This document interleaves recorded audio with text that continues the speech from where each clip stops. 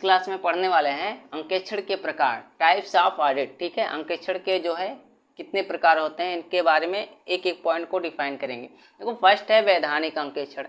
अब वैधानिक अंकेक्षण होता क्या है कि ऐसे अंकेक्षण, सिंपल शब्दों में कहते हैं कि ऐसे अंकेक्षण जहाँ पर सभी कार्य कानून के अनुसार किए जाते हों उसे वैधानिक अंकेक्षण कहते हैं, या विधान के अनुसार किए जाते हों तो सब क्या कहलाएंगे, वैधानिक अंकेक्षण कहलाएंगे। ठीक है, देखो ऐसे संस्थान जहाँ विधान के अनुसार अंकेक्षण क्या होता है, अनिवार्य होता है, और तो ऐसे अंकेक्षण को क्या कहते हैं, वैधानिक अंकेक्षण कहा जाता है। और ऐसे संस्थानों में पूरा कार्य विधान के अनुसार किया जाता है और अंकेक्षण को भी विधान का एक हिस्सा माना जाता है। ठीक है, जितने भी कार्य होंगे वो विधान के अनुसार किए जाएंगे वैधानिक अंकेक्षण में, और अंकेक्षण को विधान का एक हिस्सा माना जाता है।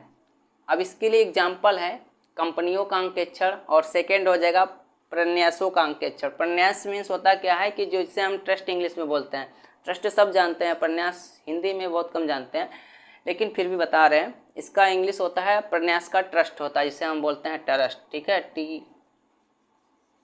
इसे हम बोलते हैं ट्रस्ट। अब देखो कंपनियों का अंकेक्षण। भारत में सन 1913 से भारतीय कंपनी अधिनियम के अंतर्गत कंपनियों के लिए अंकेक्षण क्या था, एक आवश्यक प्रक्रिया था। देश आज़ाद नहीं हुआ उसके पहले जो है भारत में कंपनी अधिनियम बन चुका था 1913 में। उसमें क्या था, अंकेक्षण जो है सभी के लिए आवश्यक था। और कंपनी अधिनियम 2013 के अनुसार इसमें कुछ परिवर्तन किए गए।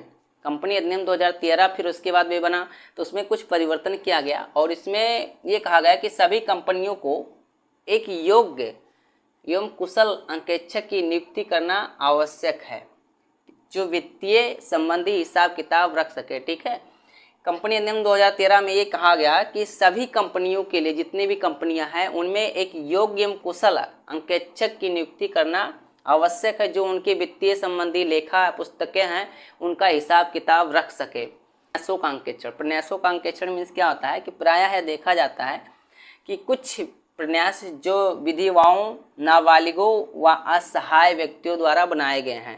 ठीक है, जो सेवा भावना के उद्देश्य से बनाए जाते हैं। प्रन्यास जो है सेवा भावना के उद्देश्य से बनाए जाते हैं, लोगों की सेवा करने के लिए। इसमें कुछ विधवाएं मिलकर बनाती हैं या वृद्धाश्रम खोल लेते हैं। ठीक है, या जो ऐसे व्यक्ति हैं जो लाचार हैं, गरीब हैं, असहाय हैं, उनकी सेवा करने के लिए बनाए जाते हैं।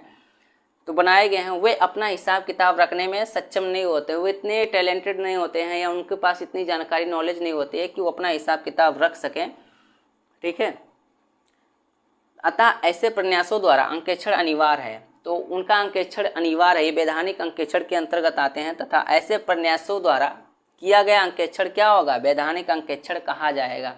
तो ये हो गए प्रन्यासों का अंकेक्षण। क्या हो जाएगा, अन्य संस्थाओं का अंकेक्षण। ठीक है, जो दो पढ़ चुके थे वैधानिक अंकेक्षण के अंतर्गत, कंपनियों एवं प्रन्यासों का अंकेक्षण, और तीसरा हम पढ़ेंगे अन्य संस्थाओं का अंकेक्षण। अब इसमें क्या आता है कि कंपनी एवं प्रन्यासों के अतिरिक्त कुछ ऐसे भी संस्थाएं हैं जिनको अन्य अधिनियमों के अनुसार अंकेक्षण कराना अनिवार्य है। ठीक है, इसके लिए अन्य अधिनियम, अन्य एक्ट बनाए गए हैं जिसके तहत जो है इनको अंकेक्षण कराना अनिवार्य है। जैसे बैंकों का अंकेक्षण, बैंकिंग रेगुलेशन अधिनियम 1949 द्वारा। ठीक है, बैंकिंग रेगुलेशन अधिनियम 1949 द्वारा इसको अंकेक्षण कराना अनिवार्य है। दूसरा हो जाएगा बीमा कंपनियों का बीमा अधिनियम 1938 द्वारा अंकेक्षण कराना अनिवार्य है। तीसरा बिजली कंपनी या बिजली पूर्ति अधिनियम बनाया गया 1948 द्वारा अंकेक्षण कराना अनिवार्य है। ये हो जाएंगे वैधानिक अंकेक्षण। ठीक, दूसरा हो जाएगा निजी अंकेक्षण, जिसे बोलते हैं प्राइवेट ऑडिट। देखो निजी अंकेक्षण जो है, जिन संस्थानों में अंकेक्षण की प्रक्रिया अपनाना अनिवार्य नहीं होता है, ऐसे संस्थान को क्या कहेंगे, निजी अंकेक्षण के श्रेणी में आते हैं। ठीक है, जिन संस्थानों में अंकेक्षण की प्रक्रिया अपनाना अनिवार्य नहीं होता है कि वहाँ पर अंकेक्षण होना ही होना है, वहाँ पर अनिवार्य नहीं है, आपकी इच्छा पर निर्भर करेगा या उस संस्था की इच्छा पर निर्भर करेगा कि वो अंकेक्षण कराएगा या नहीं कराएगा, तो उसे क्या कहेंगे, निजी अंकेक्षण, प्राइवेट ऑडिट बोलते हैं। ठीक है, और ऐसे संस्थान अपनी इच्छा के अनुसार अंकेक्षण करवाते हैं, उनका मन कहेगा तो कराएंगे, अन्यथा मत कराइएगा।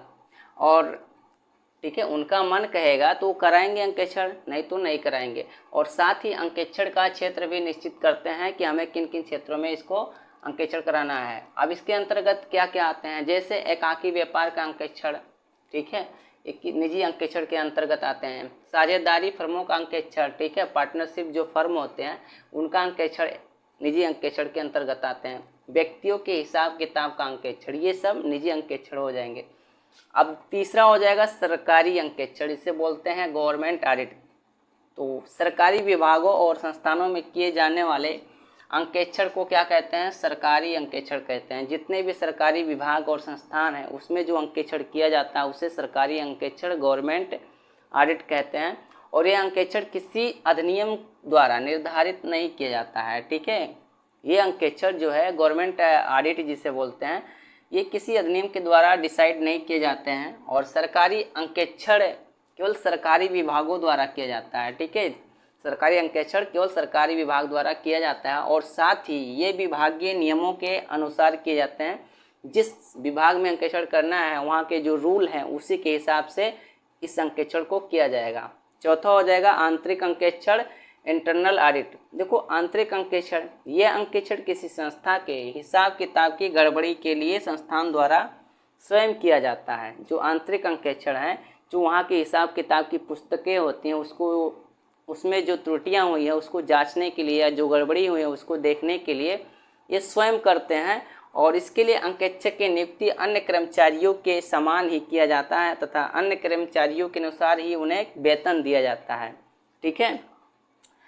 इसके लिए जो अंकेक्षक की नियुक्ति है वो जैसे कर्मचारियों का नियुक्ति होता है, अन्य कर्मचारी जितने हैं उसी प्रकार उसका नियुक्ति किया जाएगा और उनका वेतन भी अन्य कर्मचारियों के समान दिया जाता है। जैसे अन्य कर्मचारियों को वेतन देते हैं वैसे अंकेक्षक को इसमें वेतन दिया जाता है।